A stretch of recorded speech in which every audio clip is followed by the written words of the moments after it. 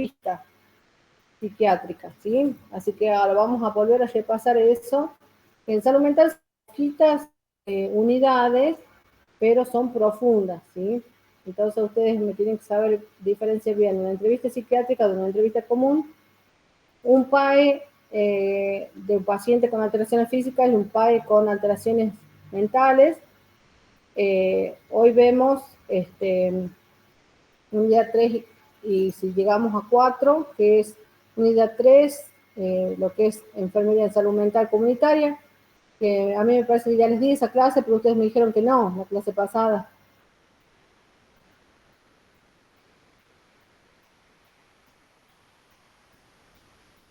¿Quién se acuerda?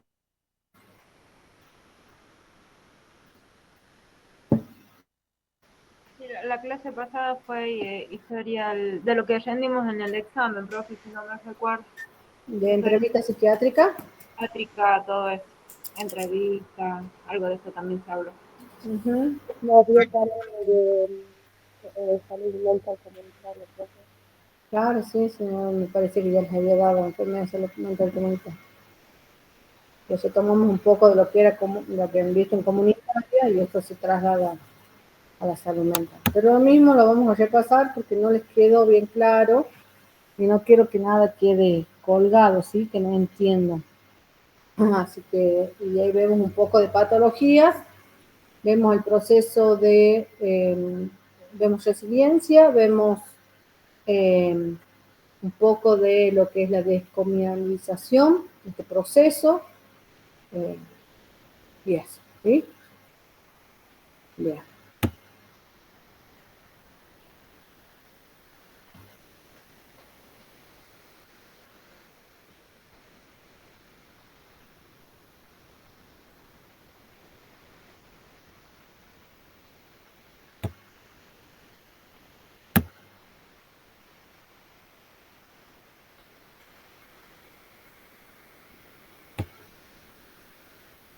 ¿Se ve lo que compartí o no? Ahí.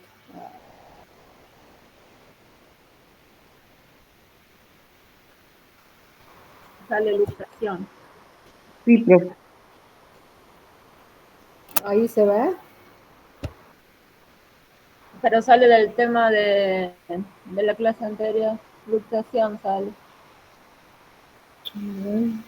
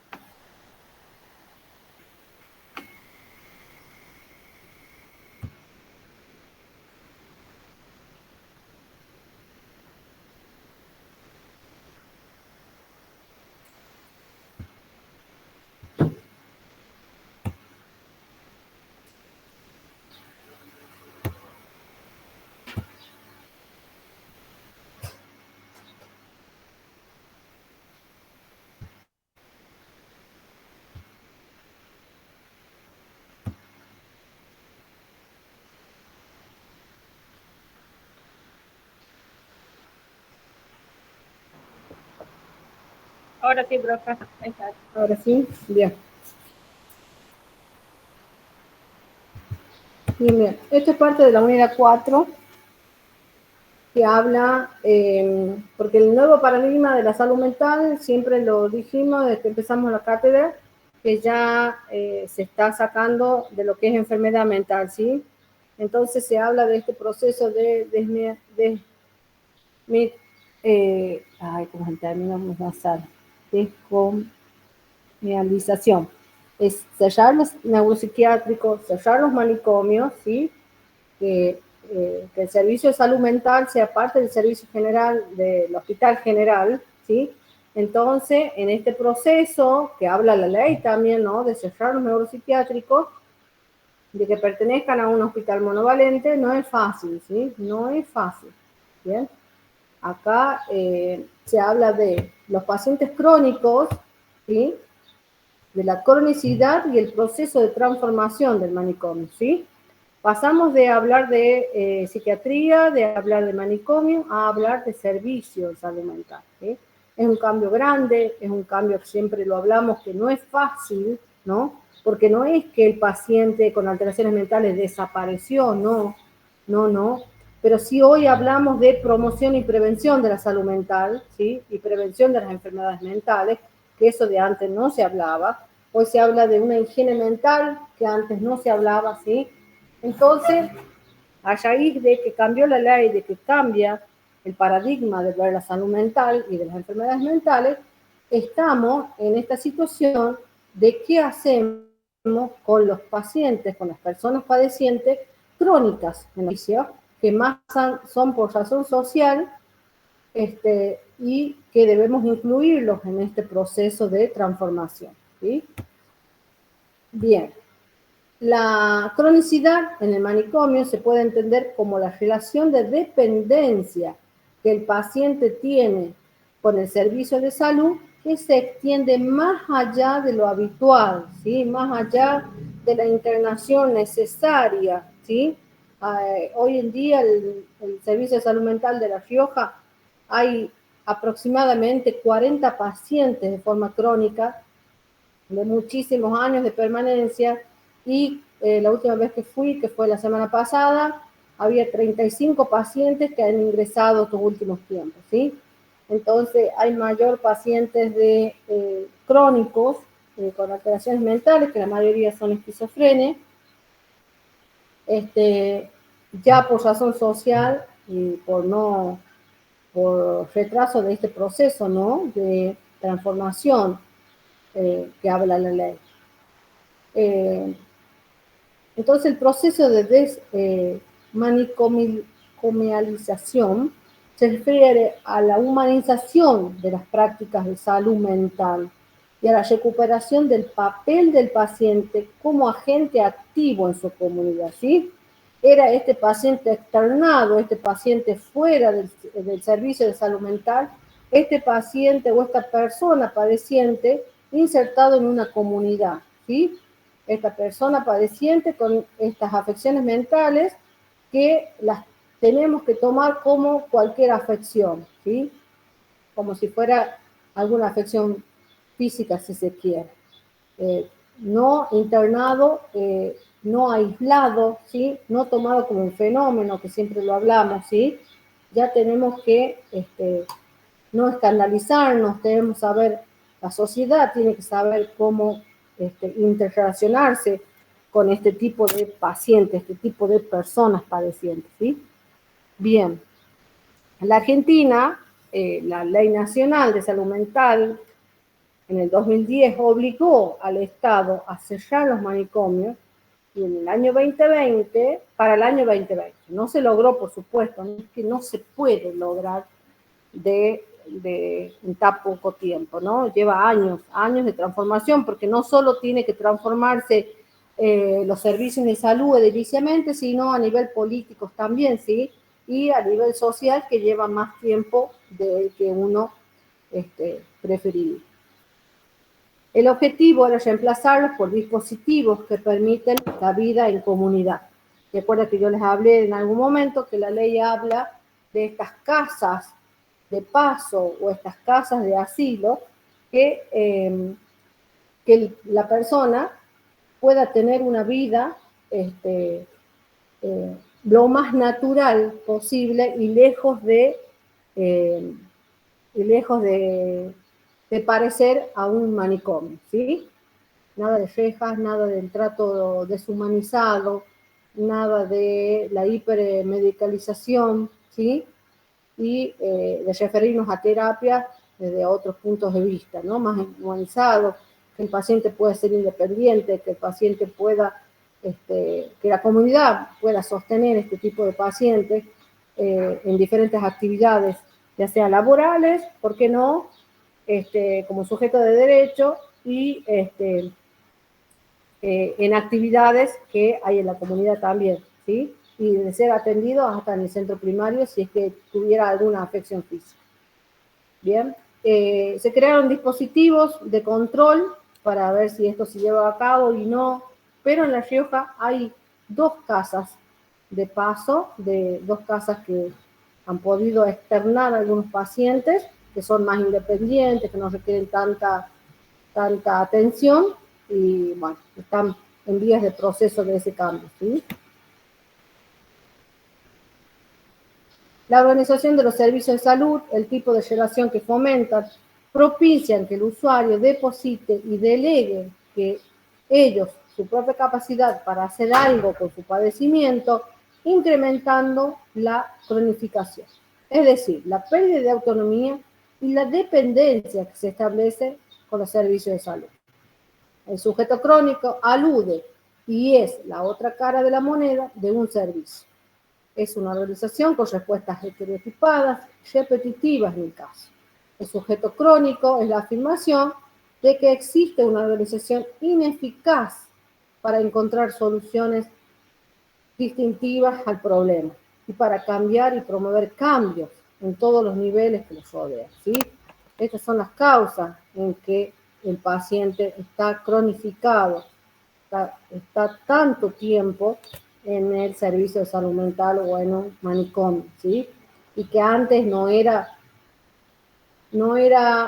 visto así, era como que el paciente sí o sí tenía que estar crónico en un hospital para que no moleste, para que la sociedad pueda desenvolverse y no ser visto como un objeto.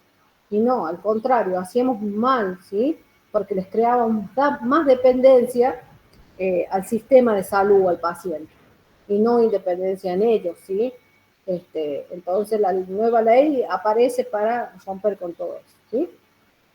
Por contraposición, las tendencias innovadoras no hospitalocéntricas consisten en la promoción de prácticas sustituidas y alternativas de la asistencia y cuidado en la salud mental, sobre la base de dispositivos, supuestos y prácticas que sitúan a las personas con padecimientos psíquicos como sujetos de derecho, alentando prácticas en procura de alertar en la menor medida posible la vinculación en el contexto vital, ¿sí?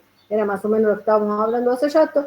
Son sujetos de derecho que tienen derecho a vivir en una sociedad, que tienen derecho a votar, que tienen derecho a ser tratados humanizados, que tienen derecho a pertenecer a un sistema de salud libre, ¿sí? Entonces, a esto se refiere, ¿no? Ley 26.657 ha venido a consolidar modelos de transformación de la lógica manicomial. Transformarla implica representar no solo al hospital monovalente, sino el conjunto de prácticas en salud mental, reproductoras de estrategias custodiales y de control social, ¿sí? Era lo que un poco veníamos a hablar. Es transformar esta lógica, ¿sí? Y ser reproductoras de estrategias custodiales. O sea, el paciente sí va a estar a cargo de un sistema de salud, porque solo no puede estar, pero hay estrategias para poderlos insertar y no perder este control de ellos, ¿sí? En cuanto a la medicación, en cuanto a sus terapias, ¿sí? Alimentación, salud, todo. Y la sociedad que forma parte de este proceso también, ¿sí? Se trata de un plan participativo que a la actualidad contempla la construcción de casas por externación de usuarios y usuarias, que es lo que estamos hablando, articulación con redes territoriales, adecuación de espacios y vínculos con la comunidad, Creación de unidades residenciales para personas de edad avanzada. Que, por ejemplo, acá existen, que muchos los receptan a estos pacientes, los asilos de ancianos, ¿sí? Centros comunitarios de día, que en la parte privada hay muchos que están de día haciendo terapia y de noche regresan a sus domicilios. Fortalecimientos en los equipos territoriales para acompañar las externaciones, por ejemplo, en los centros primarios, que hoy por hoy existe en los equipos de salud mental, ¿sí? Que son sostén y tienen que armar esta red de la comunidad para poder contener, sostener y ayudar a la inserción y a la externación de este paciente con alteración, ¿sí? Acá estamos hablando de pacientes con alteración, ¿sí? Esto quede claro. Una perspectiva además en el ámbito de las infancias y de las juventudes también, si lo hubiera espacio. ¿Sí? Bien, ahora vamos a ver un poquito de clasificación de las enfermedades mentales, que en el programa, como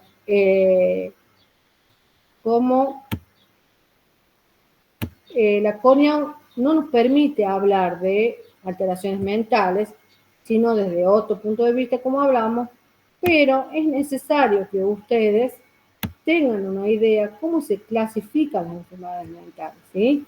Porque, como les digo, no es que ustedes van a trabajar en un neuropsiquiátrico, pero pueden entablar relación con pacientes con alteraciones mentales, o ustedes van a estar trabajando en una maternidad, en un vacunatorio, en clínica médica, y van a recibir pacientes con alteraciones mentales, entonces tienen que saber más o menos de qué se trata esta clasificación, ¿sí? El DSM-4, DSM-5, ahora ya creo que hay DSM-6, que es la clasificación, es el libro de diagnóstico, de agrupación de signos y síntomas, de las alteraciones mentales, de las alteraciones de las funciones de la mente, y así llegan a un diagnóstico, ¿sí? A un tipo de enfermedad mental, lo divide así. Ya les veo cómo se clasifica, pero es por agrupación de síntomas, no por otra cosa, ¿sí? Para que puedan ser más dirigidas las terapias, si se quiere, y la medicación también. Bien. Hablamos de los trastornos disociativos, que es la disociación de un mecanismo psicológico de defensa, es donde la identidad, la memoria, las ideas, los sentimientos o las percepciones se encuentran separadas del conocimiento consciente, ¿sí? Recuerden que hablábamos siempre de las funciones de la mente, que son las que se alteran en las patologías. Disociar significa separar una cosa de algo con que antes estaba unida, ¿sí? Es como que si a la mente nosotros la separaríamos por funciones, que estas unidas nos hacen un ser racional.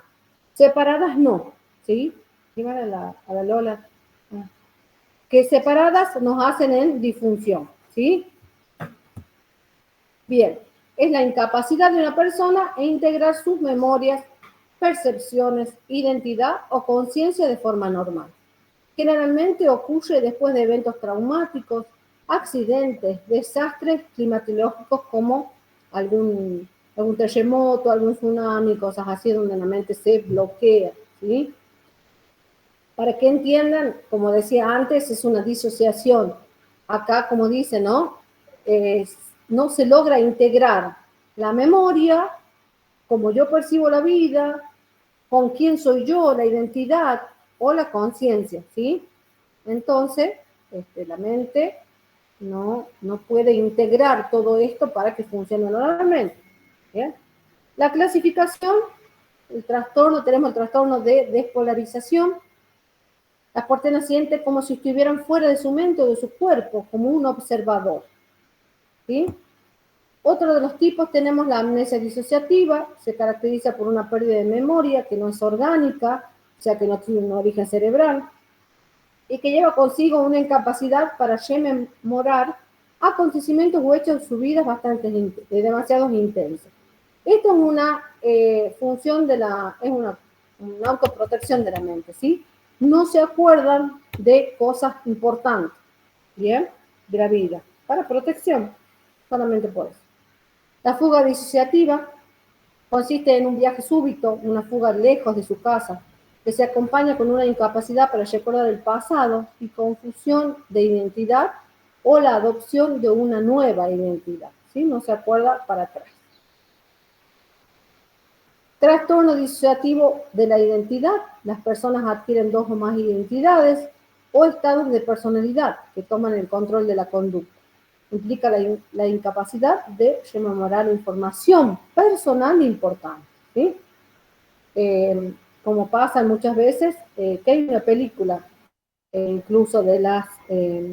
sí, no, es una película de un caso real, que hay una persona que tiene 10 personalidades, ¿sí? Bien. Los síntomas. La mayoría de las personas sufren síntomas de depresión, ansiedad, dificultad para respirar, pulso acelerado, palpitación, fobias, ataques de pánico, alteraciones en el apetito, estrés postraumático, síntomas que simulan los de una enfermedad física. Pueden estar preocupadas por el suicidio o son frecuentes los intentos de suicidio también, así como los episodios de automutilación, se autolesionan, ¿sí?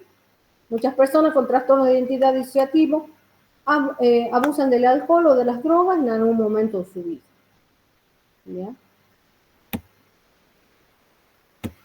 También son personas con un trastorno de identidad disociativo frecuentes oyen hablar a otros de lo que ellos han hecho, pero no lo recuerdan, ¿sí?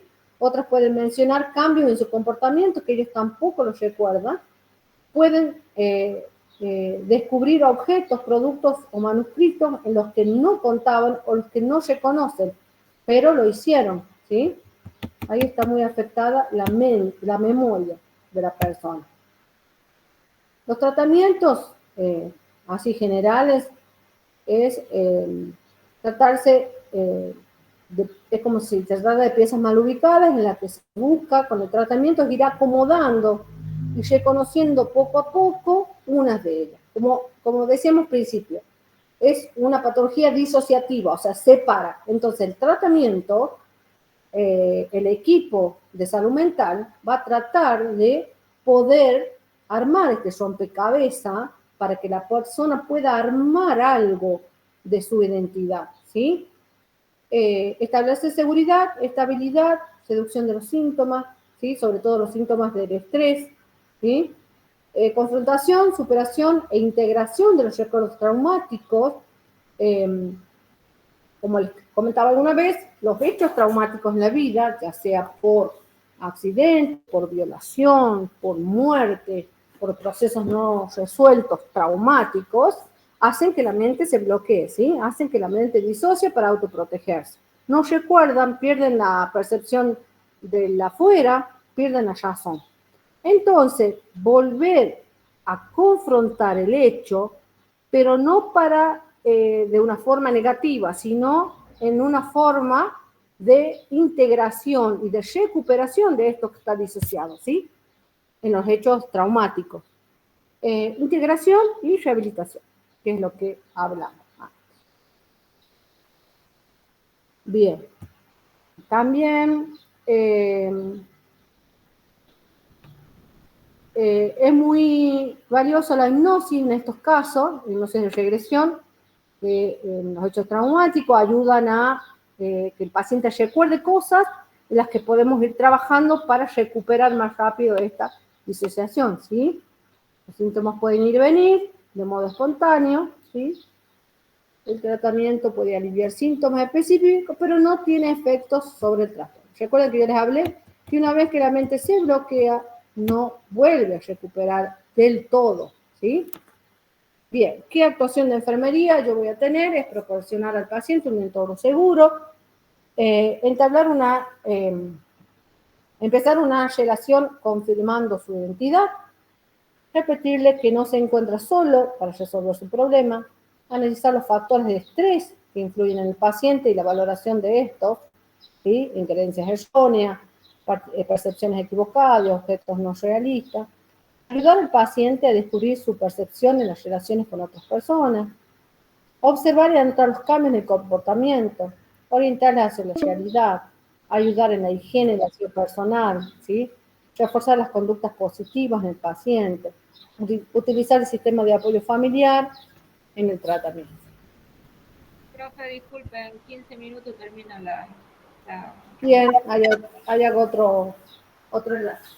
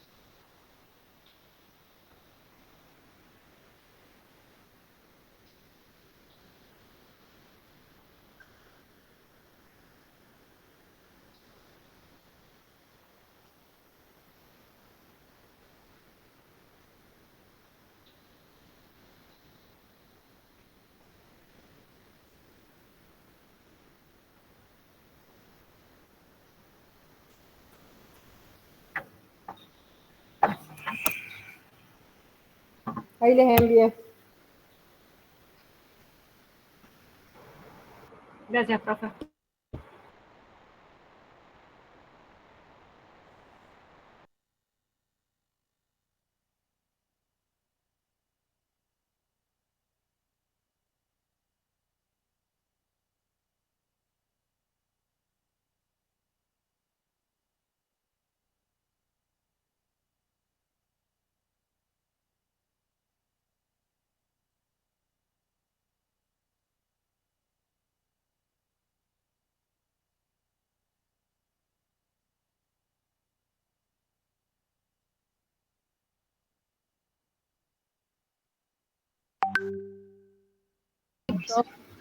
Bien, seguimos.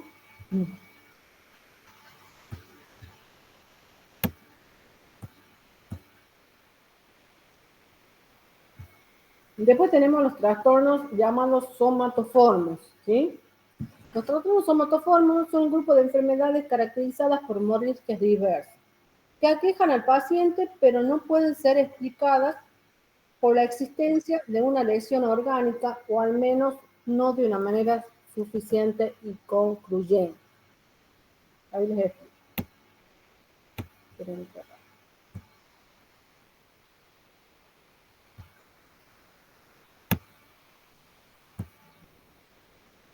Los pacientes suelen insistir en la presencia de síntomas físicos como dolor, inflamación, náuseas, vértigos, debilidad o lesiones, pero niegan tener problemas psiquiátricos, acompañados de demandas persistentes de exámenes y pruebas diagnósticos, a pesar de los hallazgos continuamente negativos.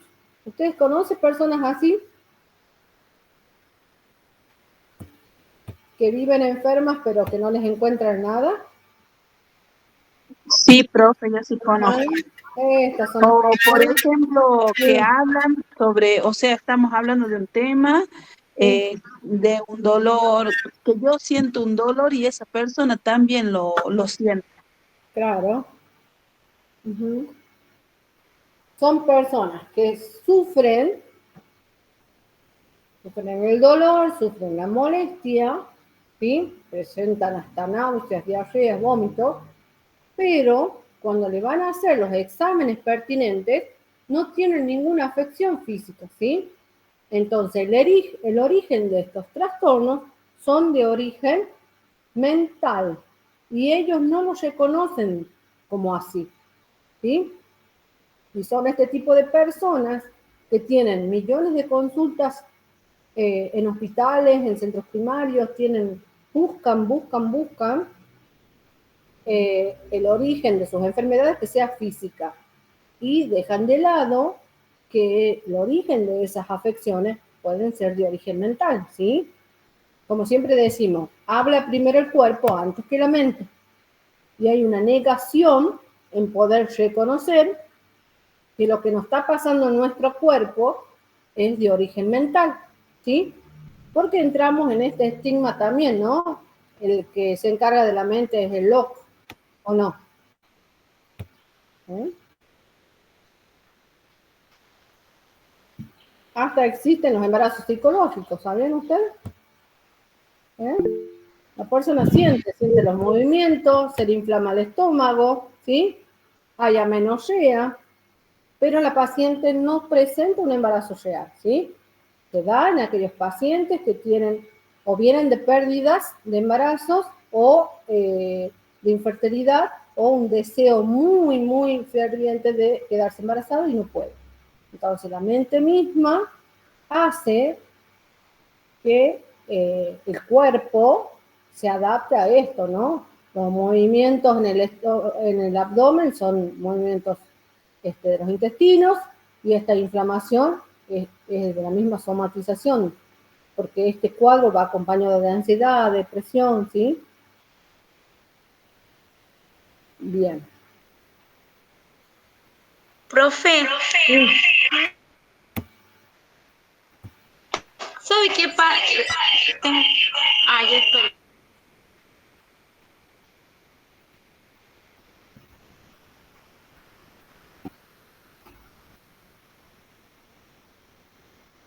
Profe, sí, te escucho. ¿sabe qué es lo que, no sé si tendrá algo que ver con esto o no, pero a mí tengo algo que contarle. Sí, ¿Sabe qué me pasa con mi mamá? sí, Por ejemplo, yo por ahí me duele, por ejemplo, una parte de las costillas o cualquier parte del cuerpo sí. y ella me dice que también le duele. O a veces ella me cuenta a mí que le duele una parte del cuerpo, yo no le cuento, pero a mí también me duele. ¿Qué es lo que será, profe? ¿O tendré algún hematitis o alguna mamitis? ¿Qué opina usted, profe? No, no, es algo de la mente que por una relación de lazo, como que los sentimientos te empatizan, por así decirlo, ¿sí? Entonces, lo que siente tu mamá, vos no quieres que ella lo sienta, ¿sí? Porque tanto las madres como los hijos, uno no quiere que le duela algo, que sufra o que esté enfermo, ¿sí? Entonces, como que vos lo somatizas, ahí, ¿no? Vos lo somatizas. Y justamente vas a somatizar en el mismo dolor, en la misma parte que a ella le duele, ¿sí? Pero es algo psicológico desde el punto de vista de empatizar con el dolor del otro, ¿sí? Eso pasa. Eso pasa. Ah, bien, profe, gracias. Inconscientemente, vos no quieres que ella tenga ese dolor y lo sientes vos. Pero es algo psicológico, ¿sí? No, no hay nada bien. El cuadro clínico, vamos por aparatos, ¿sí? Los pacientes con estas afecciones presentan. En la parte respiratoria, después, el paciente puede referir un sentimiento de asfixia o dificultad respiratoria, sensación de presión cardiovascular, sensación de ansiedad en el pecho y taquicardia. Yo siempre les dije, el paciente va a la consulta con dificultad respiratoria. ¿Qué es lo primero que yo hago como enfermera? Como material, como herramienta, ¿qué le coloco? El oxímetro. Exacto, exacto. Nosotros tenemos el ocro, que es el que me va a dar, ¿no? Una respuesta de cuánto nivel de oxígeno tisular tiene, ¿sí? Entonces, si yo veo que mi oximetría me dice 99%, ¿qué quiere decir? El paciente puede respirar bien, o sea, no tiene hipoxia de tejido, ¿sí? Le llega bien el tejido a la célula. Bien. Entonces, estamos ante la presencia de una somatización, ¿sí? Es un trastorno somatoformo, ¿sí? Soma viene de cuerpo, ¿sí? Entonces, eso es un indicio que la sensación de falta de aire es de origen psicológico, emocional, conductual, ¿sí? Entonces, por eso nosotros debemos usar todas mis herramientas en el examen físico, en la anamnesis, para descartar que sea físico y esté con un consecuente psicológico, ¿sí? Recuerden que lo psicológico está acompañado por lo emocional, ¿bien? Comportamiento y conducta. Y si uno hace una anamnesis más profunda, una entrevista más profunda, nos vuelca un indicio de que el paciente está pasando, la persona está pasando por ya sea un cuadro de depresión, de ansiedad, una discusión, ¿sí? Algún duelo o algo así. Bien. A nivel de tracto gastrointestinal tenemos dispepsia, intestino irritable, náuseas, hinchazón, dolor abdominal, heces irregulares, etc. ¿Sí? En lo ginecológico hay un dolor pélvico crónico, dolor abdominal bajo, incluyendo el sacro. En los urológicos tenemos en la vejiga, son micciones frecuentes, afecciones en la próstata, uretra irritada. Aumento la frecuencia de las micciones, dolor al orinar, sensación de dificultad para orinar. También puede ser, ¿sí? Dolor presente sin relacionar con los hallazgos de la exploración física. Era lo que hacía. Si yo mi exploración física no me vuelca nada, no tiene ninguna enfermedad crónica, no tiene ningún sangrado, no tiene los signos vitales alterados, no tiene ningún origen de alguna patología, vuelca es de origen mental, ¿sí? La clasificación de los trastornos somatoformos, tenemos los trastornos de somatización, los trastornos de conversión, la hipocondría, los trastornos dismórficos corporal, trastornos por dolor y trastornos somatoformos de indiferencia. El que yo me gustaría que sepan es el de somatización e hipocondría.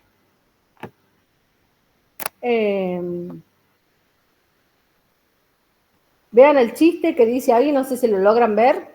Dice, usted es una persona sana, le dice. Sus padecimientos están solo en su mente. Y la señora le dice, entonces, ¿es un tumor cerebral, doctor? ¿Vean? ¿Lo logran leer? Está muy chiquitito, creo que no. Bueno, así dice, el doctor le dice, es una persona sana, sus padecimientos están en su mente. Y la persona dice, entonces, doctor, ¿tiene un tumor cerebral? ¿Sí? Lo relaciona mente con que tiene, o sea, está enferma. Para su percepción ella tiene algo, está enferma, porque no reconoce, ¿sí? sus alteraciones en lo emocional que hacen a sus alteraciones físicas, lo emocional, ¿sí? Bien. De estos trastornos, lo que más comúnmente vemos es el trastorno de somatización. Es un trastorno polisintomático que empieza antes de los 30 años, de curso crónico y fluctuante. Está caracterizado por una combinación de síntomas de dolor gastrointestinales, sexuales y pseudoneurológicos. ¿Bien? Los pacientes suelen describir sus síntomas en una forma dramática, con muchos detalles, a menudo son prolijos, pero con frecuente ausencia de información concreta y específica. Sus versiones son inconscientes, por ello, una lista de síntomas pueden ser menos efectivas que una minuciosa revisión de las intervenciones, porque se contradicen en lo que sienten, ¿sí? Intervenciones médicas, decisiones para documentar el patrón de frecuentes quejas somáticas. Tienen un historial, ¿no? Que siempre son quejas somáticas sin origen físico. Bien.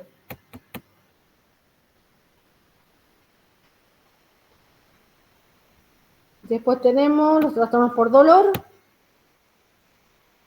La característica esencial de este trastorno es el dolor, que constituye el síntoma principal del cuadro clínico y es de gravedad suficiente como para merecer atención médica.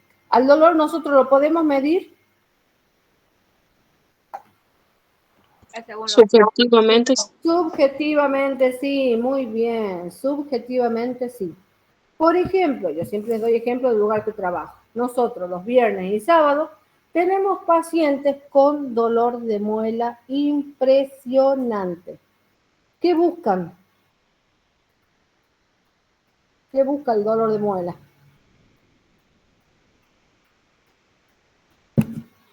¿En qué sentido, profe, que busca? Claro, cuando van a la consulta, me dicen, me duele la muela. Ah, bajar el dolor, disminuirlo o perderlo ¿Con qué? con analgésicos. Exacto, el paciente va a buscar el analgésico, pero no para tapar el dolor porque no es existente, ¿sí? Porque el analgésico me da la sensación de placer, me da la sensación de bienestar, ¿sí?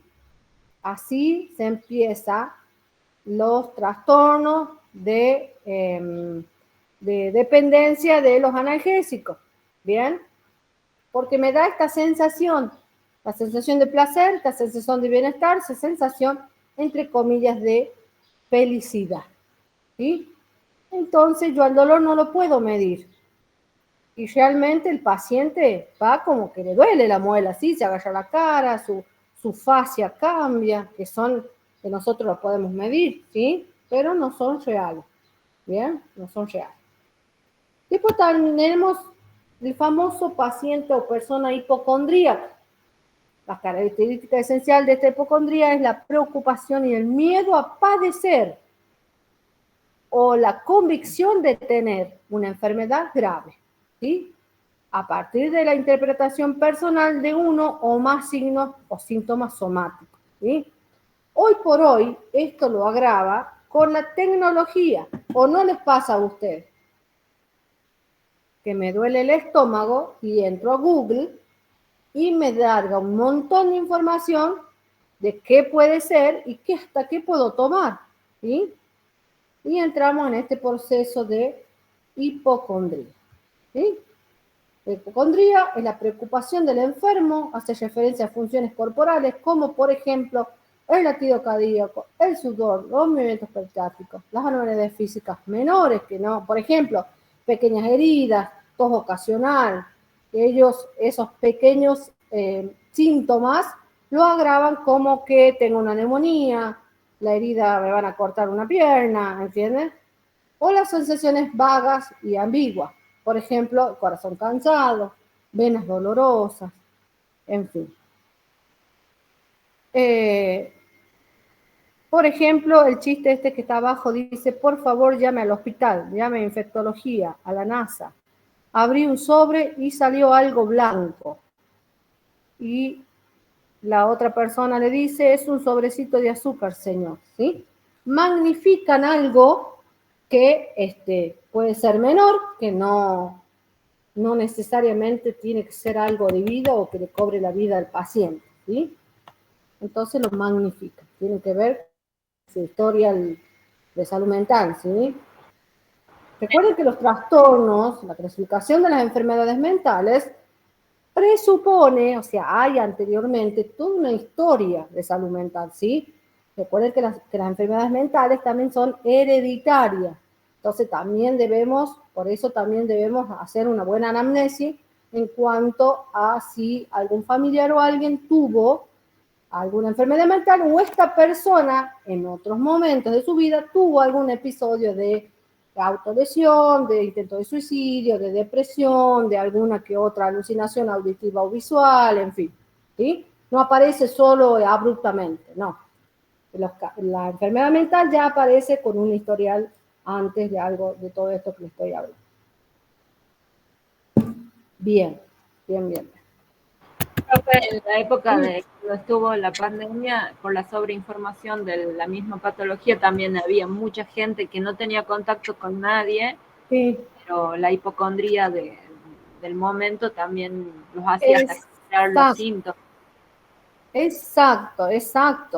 El cuerpo tiene tanta vinculación con lo mental que de pronto hasta sentían que tenían COVID y posteriormente también porque pasaba que cualquier afección en otros órganos lo relacionaban, no, porque yo tuve COVID, no, porque la vacuna me hizo eso, no, porque, ¿me entienden?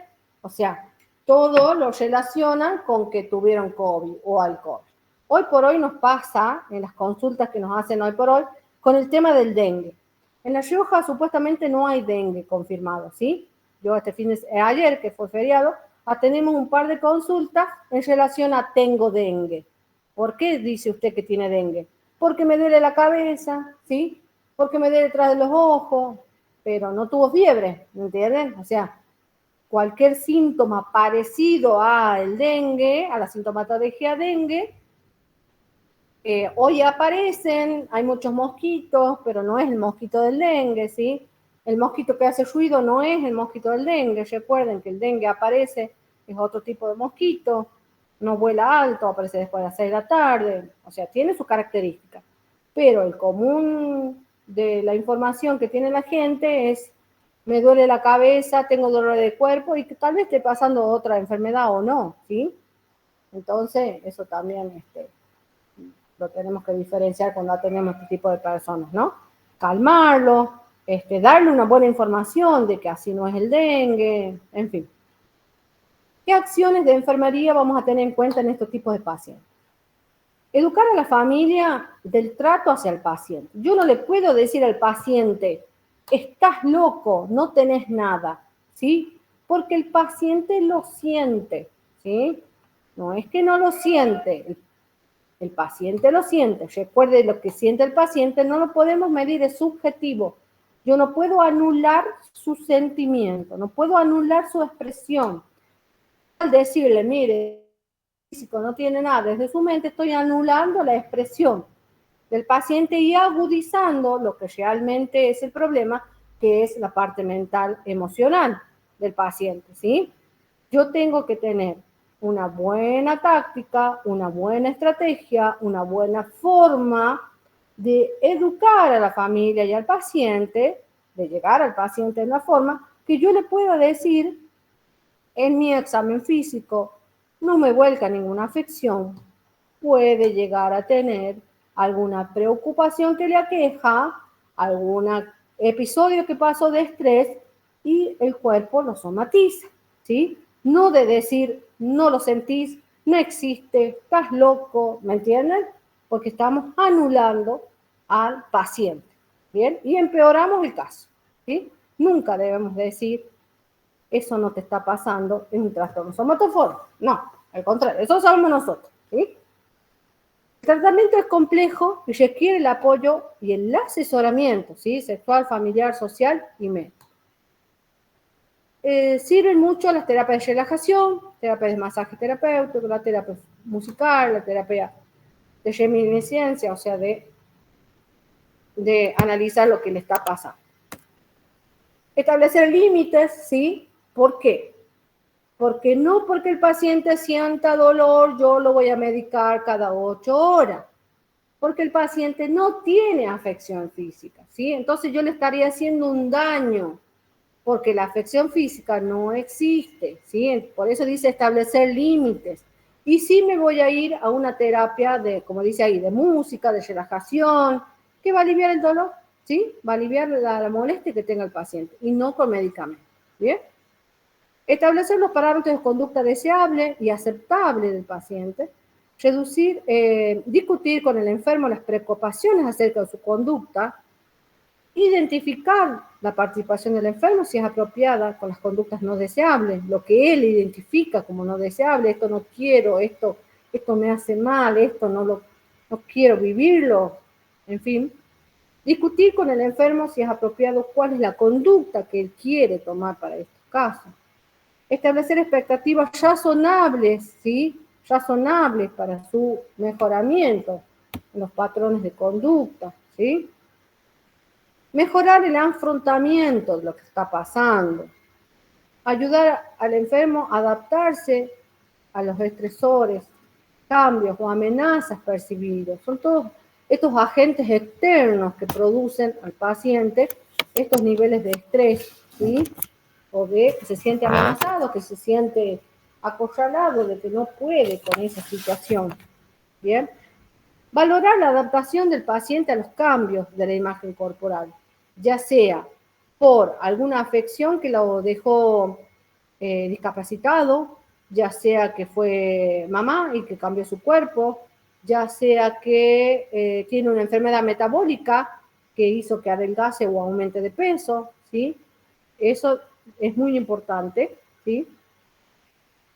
Valorar el impacto de la situación vital del enfermo en sus roles y relaciones, cómo esto impacta en su trabajo, en sus relaciones familiares, en su estudio, ¿sí? En vivir en sociedad. Fomentar que el enfermo identifique una descripción realista de su cambio en el rol. Valorar la comprensión del enfermo en el proceso de la enfermedad. Ayudar al enfermo a elaborar su pena y trabajar a través de las pérdidas de la enfermedad crónica, o sea, qué le produjo sentir esto en su vida, ¿sí? Y poderlo trabajar. Ayudar al enfermo a clarificar conceptos erróneos, ¿sí? Por decirle, yo no porque cuando tomo mucha agua, urino mucho, ya tengo una enfermedad, no, ¿sí? Estos conceptos o estas, a veces, ¿cómo se dice? Mitos, tal vez, de las enfermedades o cosas, conceptos vulgares y no son reales, ¿sí? Criterios de resultado, qué espera él con todos estos cambios, con todo lo que está pasando. Demostrar conductas eficaces y adaptadas. Recuerden que solo el paciente va a tener la solución, no nosotros ir a darle la solución, porque el paciente no lo incorpora, no lo reconoce como tal, ¿sí? Bien, otro tipo de alteraciones tenemos las obsesiones. Son ideas, pensamientos, imágenes o impulsos recurrentes y persistentes que son egodistónicos. Es decir, que no son experimentados como productivos voluntariamente, sino más bien como pensamientos que invaden la conciencia y son vividos como exagerados o sin sentido, a veces hasta repugnantes. El enfermo realiza intentos para ignorarlos o suprimirlos y a veces sin conseguirlo. Es entonces cuando se ponen en marcha las conductas compulsivas encaminadas a reducir la ansiedad, motivadas por la obsesión. Importantísimo esto. Son conductas compulsivas que el cuerpo mismo hace para mermar esa ansiedad, ¿sí? Ansiedad por otro motivo, ¿no? Pero motivan a una obsesión, alteran la conducta de la persona. Y así llegamos a las compulsiones.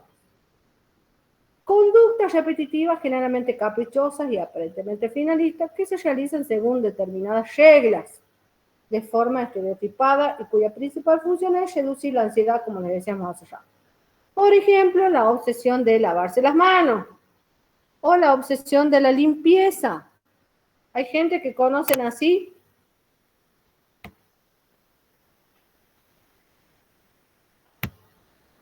El mío es con el lavado de las manos.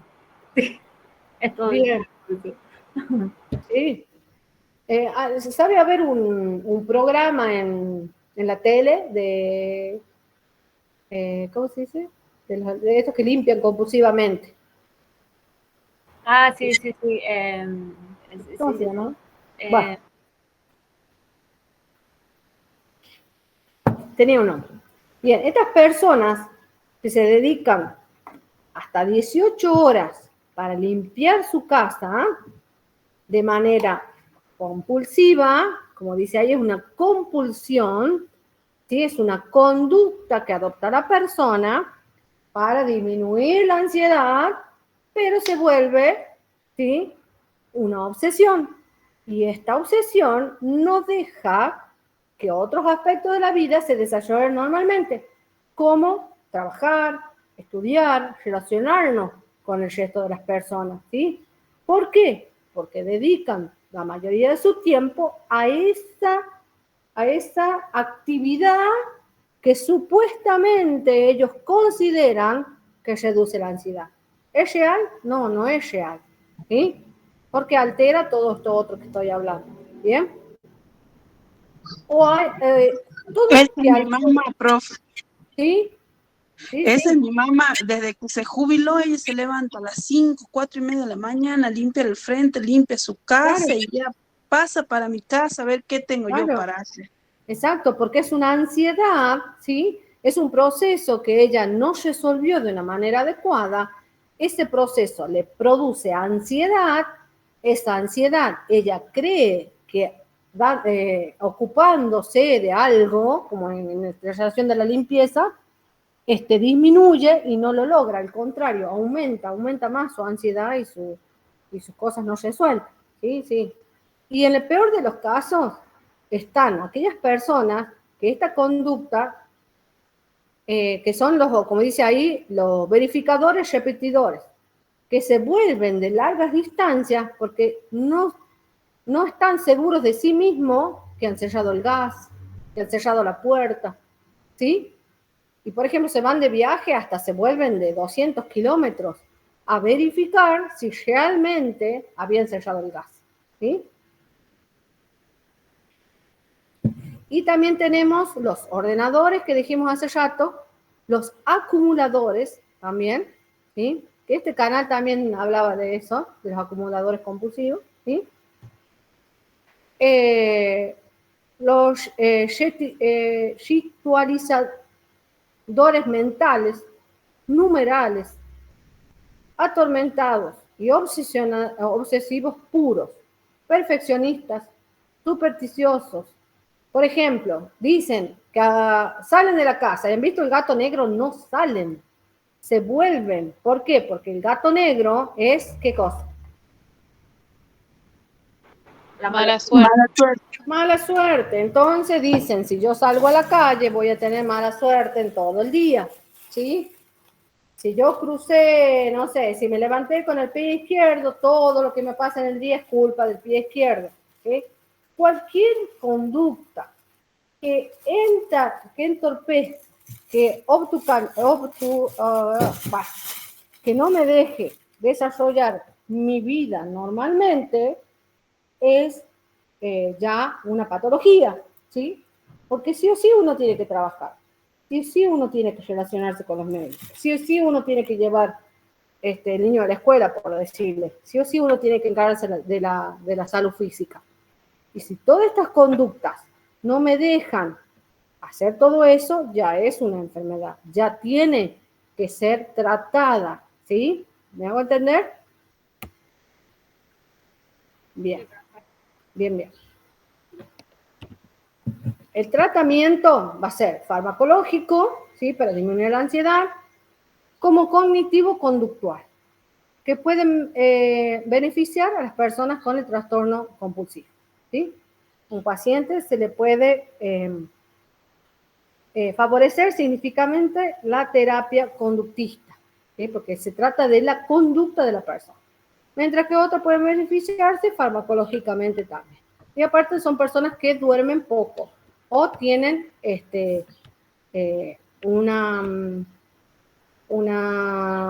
no se pueden relajar, ¿sí? Bien. Bien, bien. ¿Estamos más o menos?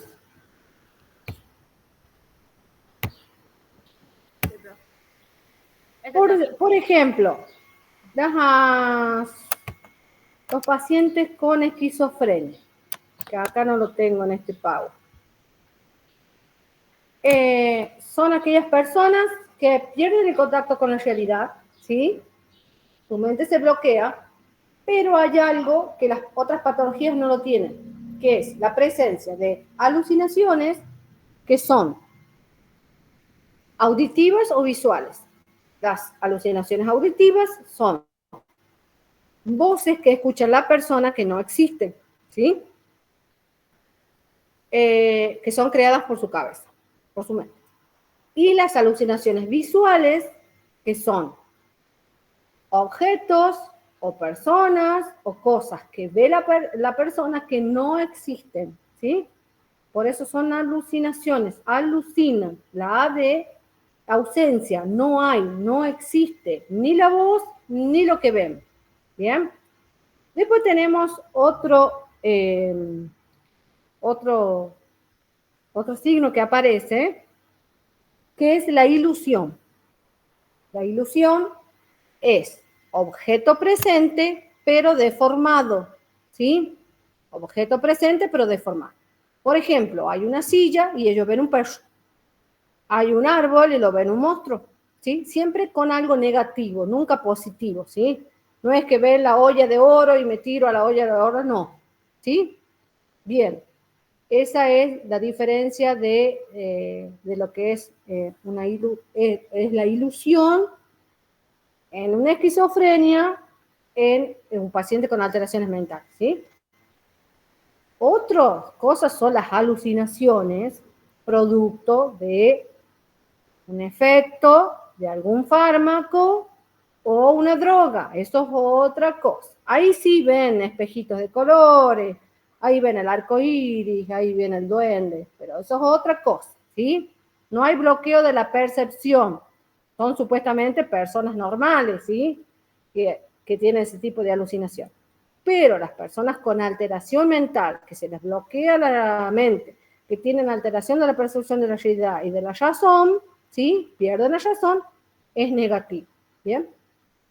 El tema de la ilusión pasa mucho en las personas con estrés postraumático a producto de violación cuando tienen sus bebés. ¿Okay? Cuando nace este bebé, desencadena una psicosis puerperal, ¿sí? Y pues, ¿qué pasó? Un caso de una chica de Salta, creo, que mató, que yo creo que les comenté a ustedes, o se me mezclan los alumnos, de la chica que vio la cara de su bebé, la cara del violador, y lo mató. Yo creo que es en Salta, ¿sí? Pasa mucho eso, pero esta persona tiene que haber sufrido un estrés postraumático, ¿sí? Para que pueda hacer eso. Pierden la razón y hace que la mente se bloquee y pierden la percepción, pierden el ver afuera y actúa la parte mala de la mente, la parte del dolor, la parte del trauma, pero hay objetos, no es que no hay bebé, ¿sí? Hay personas, hay árbol, hay una mesa, hay una silla, lo que sea. ¿Bien? Estamos. Hay otras alteraciones, hay muchas alteraciones. Alteraciones mentales son muchísimas, pero las más comunes podemos encontrar son esas. Hay alteraciones en cuanto a la alimentación, que son la anorexia y la bulimia, ¿sí? La anorexia, la persona tiene una alteración en la percepción de su cuerpo, ¿sí? Ella ve en el espejo que ella está gorda, ¿sí? Altera su percepción de cómo se ve, de su autoimagen, que tiene que ver con su autoestima, ¿sí? Tiene que ver con todo eso, que siempre va acompañada también de la depresión y de los factores externos excesivos como la moda, ¿sí? No va siempre solo. Entonces, esa persona que no come, ¿sí? Que hace dieta, y a la proyección son bajos de peso, ¿sí? Se desnutren y terminan enfermos con afecciones físicas, pero por falta de incorporación de alimentos.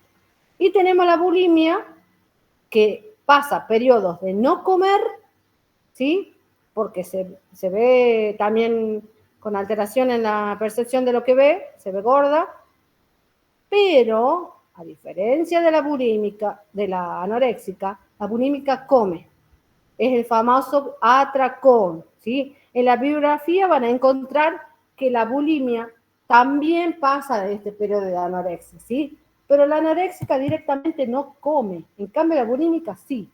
Pasa de periodos largos de no comer, pero aparece el atracón, que come cantidades excesivas, ¿sí? Siempre escondida, con alto contenido proteico, calórico.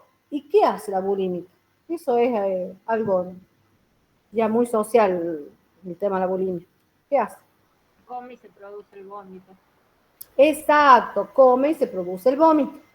Que cómo nosotros vamos a detectar una persona así más allá de la anamnesis. Es una persona que no come en público, ¿sí? No come en público. El vómito les produce otras alteraciones físicas, ¿sí? Y los nudillos de las manos, ¿sí? Sobre todo de la mano dominante, los va a tener lastimado, ¿sí? Porque se produce el vómito y en eso que se produce el vómito a veces se muerde la mano y se lastima, ¿sí?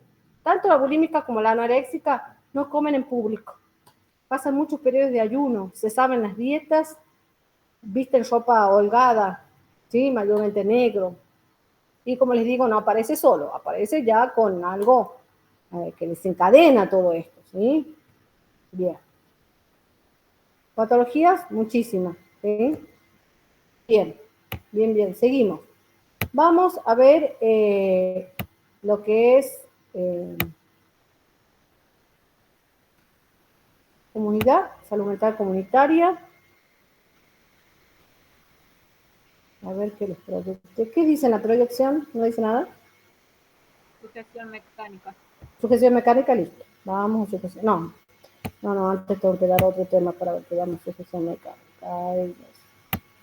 Bien, vamos a ver urgencia psiquiátrica para poder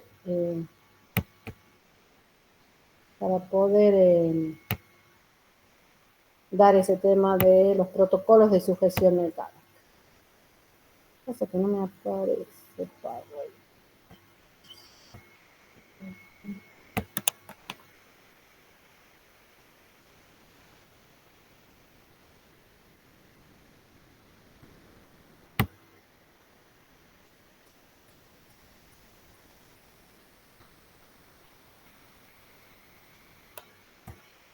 Ahí aparece Power. No, pero nada todavía. Ahí no. No.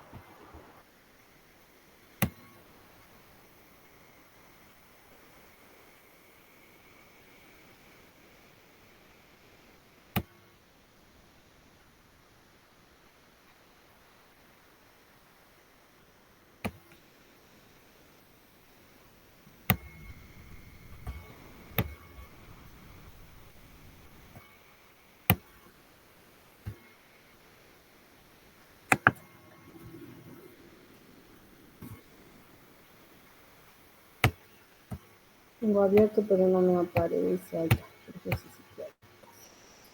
No me aparece.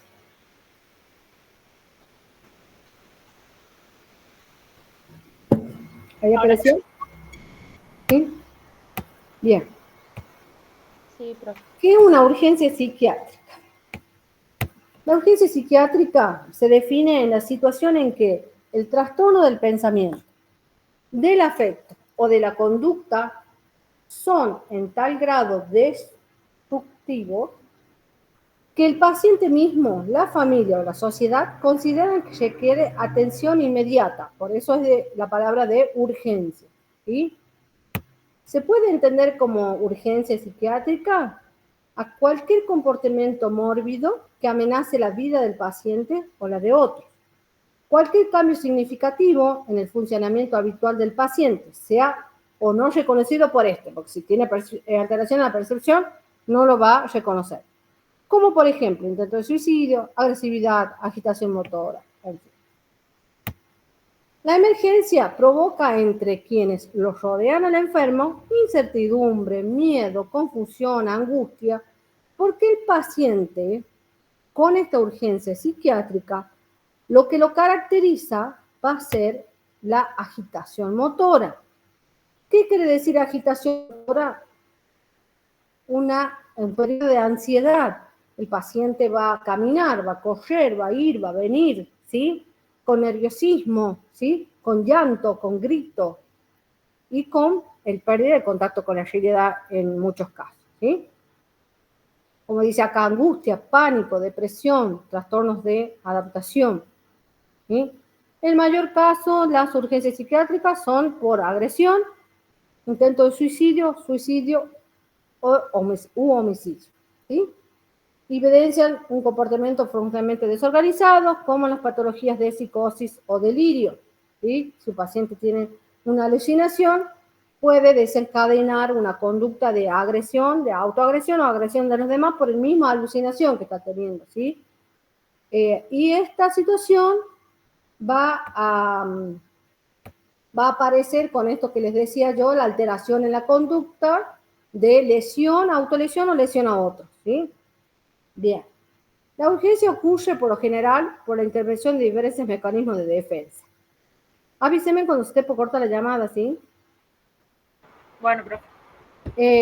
tenemos una situación que desencadena crisis, ¿sí? Que pueden ser cambios fisiológicos, cambios psicológicos, y esto conlleva también a los cambios del comportamiento, ¿sí? El comportamiento que afecta a la parte mental, ¿sí? Ahí se da la famosa crisis, ¿sí? La crisis que pasa a la persona que hace a que se desencadene esta urgencia psiquiátrica, ¿bien? Hay tres condiciones que caracterizan la urgencia. El evento reciente es lo que desencadenó esta crisis, esta urgencia, y la emergencia, que es la crisis propiamente dicha, con esto que hablamos con la agitación motora, con este nerviosismo, con esta violencia, con esta alteración del paciente, ¿sí? La alteración en la psicomotilidad, esta agitación motora, ¿sí? El aumento de la actividad motora, y cambios en el vivenciar de la realidad. Ellos en ese momento viven todo extremo, ¿sí?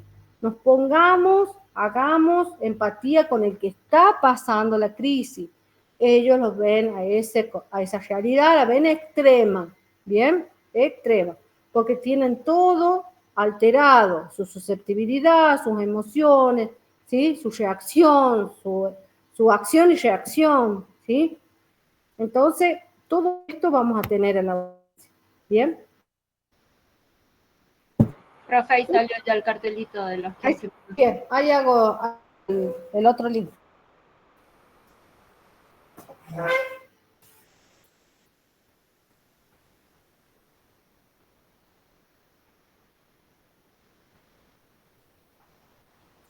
Cortamos nomás entonces, profe, de acá. Sí, ahí les paso el otro link. Ah, bueno.